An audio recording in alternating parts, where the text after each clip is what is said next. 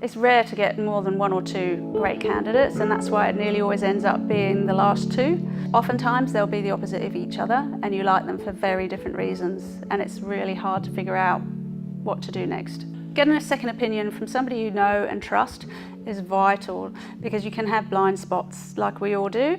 You might fall in love with someone because they're really funny and smart and clever, but you didn't really pay enough attention to the fact that they lack the entire skill that you were looking for.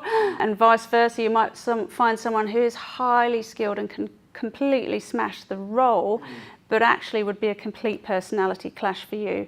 So getting a second opinion from somebody who knows you and the way that you are will really help to figure out what those gaps look like and set you up well.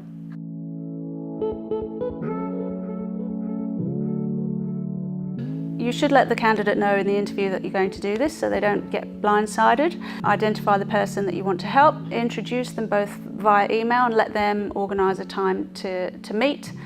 I would send the CV and any relevant notes, but not too many notes, to the person. You don't want to bias their opinion and tell them how fantastic this candidate is. You want them to find that out for themselves. Everybody's different with different people, and so especially if you're a male interviewing a male candidate, that person might be different in a male to female environment, and so it's really useful to just mix that up a little bit and find out. If there's a specific area you want them to dig in on, just give them some clues. But really you need to let that flow between those two people.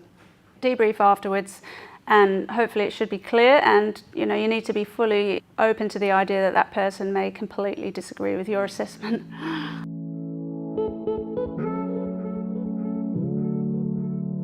So it could be that they've got very good skill bases, but maybe one is richer in the front end and one's slightly richer in another area, or better at communication, and so maybe better with clients, and you can't decide which one to go with.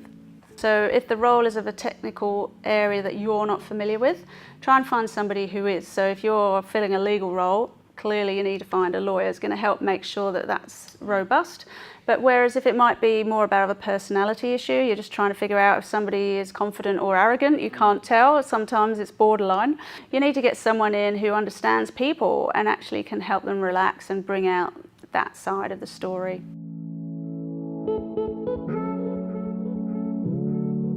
Sometimes you're looking for people internally, but oftentimes they're not going to be the right people. It's so nice to bring fresh blood in on a new project. Always make sure that you're searching for that thing that's going to be adding to your company, not just are they going to assimilate and fit in nice and easy and you don't have to adjust. Make sure you use somebody who's mature and can do that for you.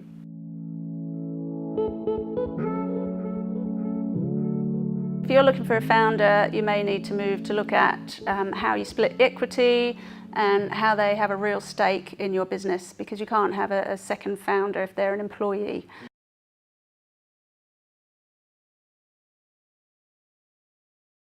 The value of getting this right is that you're an awesome human. You want to find other awesome humans to build your business. Hopefully you feel validated that you made the right choice, and that gives you confidence. It's actually a really exciting feeling knowing you're going to offer somebody a job, because that's one of the nice, lovely things about hiring people, is that phone call where you say, hey, it went great, I'd love you to join my business. Enjoy meeting all these people because it's actually fun. I really love interviewing people because it's the only opportunity you get to ask those questions that you really want to know the answer to. It's easy to let the process slip with each new hire, but it's incredibly important that you don't, because otherwise each next hire gets weaker and further away from your original purpose. So you should try and stay true to this process all the way through. What I love about Layla's approach is that it's a structured and authentic process for treating people well. And that's effectively one of the core skills of good leadership.